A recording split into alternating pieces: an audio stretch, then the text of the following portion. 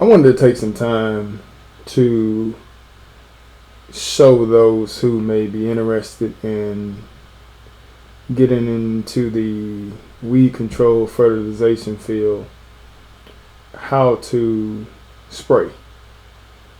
It can be pretty tough trying to find a marker or trying to figure out where to spray pertaining to overlap. So I was taught by a very well and very knowledgeable individual. Some of you guys may know him in the area where I live at. Some people may not, but he trained me pretty well on how to do it. And what we'll see is that as we walk on the property, what happens is you take it's like you walk a straight line, and when you walk that straight line, you have to come back up, to cover the square foot. So what I'm doing in this video is just kind of giving you an idea of how it's done. So like I said, you walk a straight line from one point to the next, point A to point B. When you get to point B, or the place where you're about to turn around, as you begin to turn, that first step to the left or to the right, even if it's a half a step, consider that step number one. And then from that point on, take 3 more steps into that direction. And what happens is that's going to allow you to overlap from the previous path that you walked, and it's going to cover the path that you're walking at the moment, and it'll also cover the path that you're getting ready to embark on once you finish the path that you're on. And it's pretty simple. You can either use wrist action, or you can use your arm, your forearm going left and right, side to side. Sometimes I switch. I really try to stay away from the wrist action, because from lifting weights some years ago, I already have like a ganglion cyst on my wrist, on my left hand.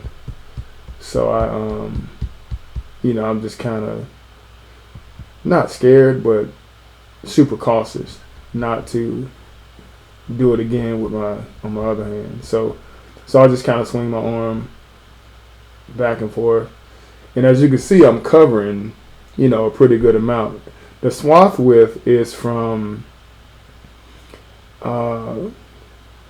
where the chemical lands on the left side and where the chemical lands on the right side, from how you see how I'm spraying. So as I swing back and forth, the distance between those 2 points where that chemical is dropping at the farthest point, that's called swath width. And that's usually with a spray gun, you should get about probably 12 feet between the two. 6 feet on one side, 6 feet on the other side. So you covering about a good 12 feet. So just imagine if you take 4 steps. Once you finish walking, like that's my particular end spot right there. So I turned around. So I walked 4 feet, right? So now I'm 8 feet. I'm covering 8 feet of that, like 4 feet on the path that I just left, and I'm covering 4 feet on the other side that I'm getting ready to walk once I finish this. So all this is helpful, especially when you get ready to take the category 24 for those here in Georgia. you know, see how I have the hose, I'm pulling it with my left hand. Some people put it across the chest, but you can pull it, and if you pull it right, like kind of slide it over, that hose will walk with you, and it'll create a line behind you as you walk up. Now look at me taking those 4 steps. 4, right? Now I'm coming back, right? So now that hose is supposed to be straight in the path that I just walked, right? And as I come back, my swath width, it'll let me know where I just sprayed, because the hose will be there, so I'll know what to cover. So that's another way to mark the territory of what you just sprayed. All in all, though, it's pretty easy. It's not that hard. It's just getting the hang of it. And once you get the hang of it, it's a piece of cake, because you're doing it every day. And I would advise learning how to do it this way first.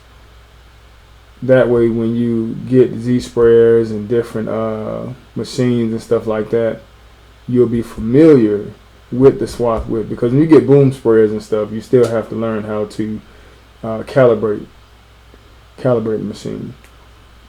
So that's it on that. Hopefully this video is helpful. I just wanted to kind of give some information on how it kind of flows out here every day dealing with weed control and fertilization.